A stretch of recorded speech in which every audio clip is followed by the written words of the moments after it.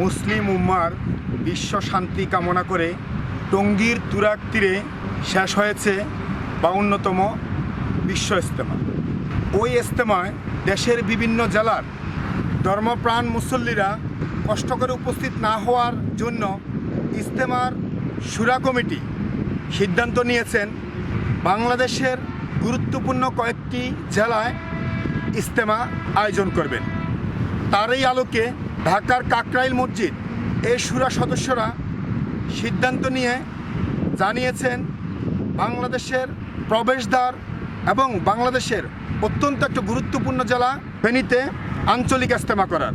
ফেনীতে সিদ্ধান্ত অনুযায়ী আগামী 16, 17 এবং 18 ফেব্রুয়ারি আখিরি মুনাজাতের মধ্য দিয়ে এই আঞ্চলিক ইজতেমা শেষ হওয়ার কথা রয়েছে। এই ইজতেমায় দেশের স্বনামধন্য ইসলামী চিন্তাবিদরা তাদের গুরুত্বপূর্ণ বয়ান করবেন। সব কিছু যদি ঠিকঠাক থাকে ইনশাআল্লাহ এই ফেনীর ফতেহপুরে এই আঞ্চলিক ইজতেমাটি শুরু হবে। এই ইজতেমায় জিম্মাদার হিসেবে রয়েছেন হাফেজ নুরুদ্দিন। তার বক্তব্যের আলোকে জানা গেছে 16 ফেব্রুয়ারি 2017 বাদ ফজর আমবয়ানের মধ্য দিয়ে আঞ্চলিক ইজতেমার মূল পর্ব শুরু হবে। স্বেচ্ছাশ্রম ভিত্তিতে যারা কাজ করে যাচ্ছেন দুপুরে সামান্য খেয়ে তারা আবার তাদের স্বেচ্ছাশ্রমের কাজে লেগেছেন। আমাদের আশেপাশে অনেক মেহনতি ভাই, ধর্মীয় ভাই আছেন, তারা বিভিন্ন দূর দূরান্ত থেকে এসেছেন। আমরা আশা করি ওনাদের সাথে কথা বলে এটা আরও বিস্তারিত জানতে পারবো ওনাদের আসলে এখানে উদ্দেশ্য কী। মোহাম্মদ রিয়াদ হোসেন। আপনার ভাগে কী কাজটা পড়ছে? হচ্ছে টয়লেটগুলোর মধ্যে যে বেড়া দেওয়া হয় ওইগুলো সেলাই করছি। জাহাঙ্গীর আলম, আমি হিরা বিস্কিট প্রাইভেট লিমিটেড থেকে এসেছি। জুমার নাম বাড়ি আমার কিশোরগঞ্জ। কিছু কাজ আমরা শরীক হলাম।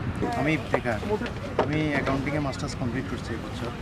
যেহেতু ফেনী জেলা, শুধু ফেনী জেলার জন্য ইজতেমা, আমরা কয়েকদিন পর পরে সময় পাইলে এখানে আসি, একটু কাজকর্ম করে মুরব্বীদের সাথে। ইজতেমায় আপনি কী দায়িত্ব পালন করতেছেন? এই যে মাঠের কাজের সাথে জুড়ানো। আমার নাম সালে আহমদ। আপনি এই তবলিগের সাথে কত বছর ধরে জড়িত আমি আছেন? তবলিগের সাথে জড়িত আছি আজকে 40 বছর।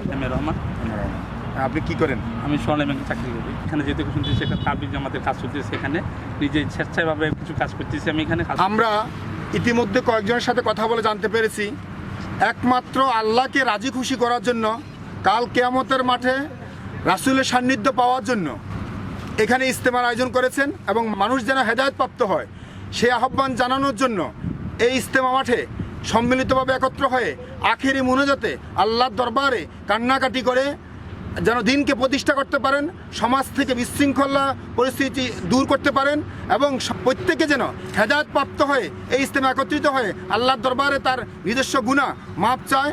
সেই আয়োজনে আজকের এই ইজতেমা মাঠ থেকে জাকের হাতে সুমন, ফেনী জেলা প্রতিনিধি। ক্যামেরা ছিলেন তহিদ আহমেদ তুষার, চ্যানেল এস।